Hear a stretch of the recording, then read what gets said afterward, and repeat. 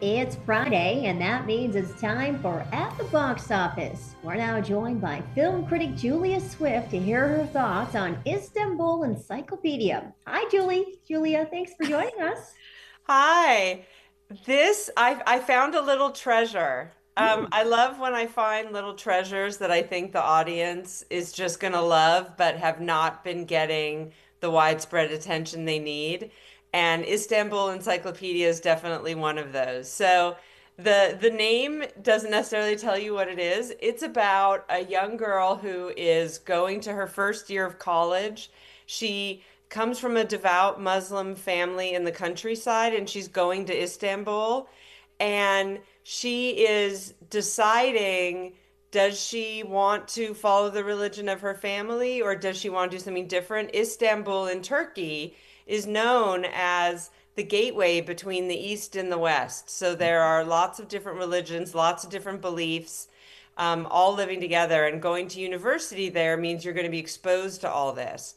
But it is not just not even. It's not a college story about a young girl. It's so much bigger than that. The young girl goes to live with her mother's best friend when she was growing up, who was also her cousin, but they haven't spoken in 20 years.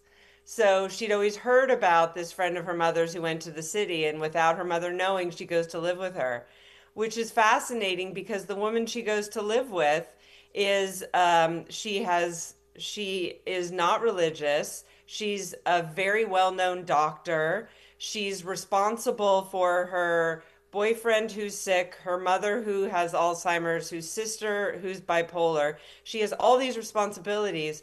And so for her, she wants to escape Istanbul, and her dream is to go to Paris.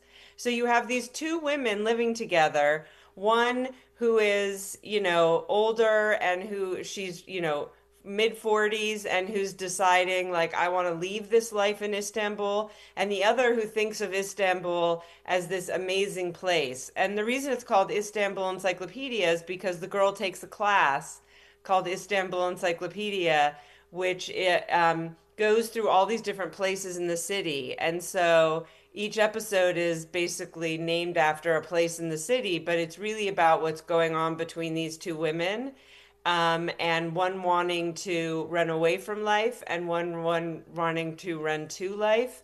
And the way it handles the hijab and how she feels about her mother, who's very devout, is just beautiful. Everything about this, it's beautiful. It's emotional. Love. There's love. There's religion. There's spirituality. There's exploration. There's deep friendships between women. It is just a joy. All the episodes are out on Netflix now.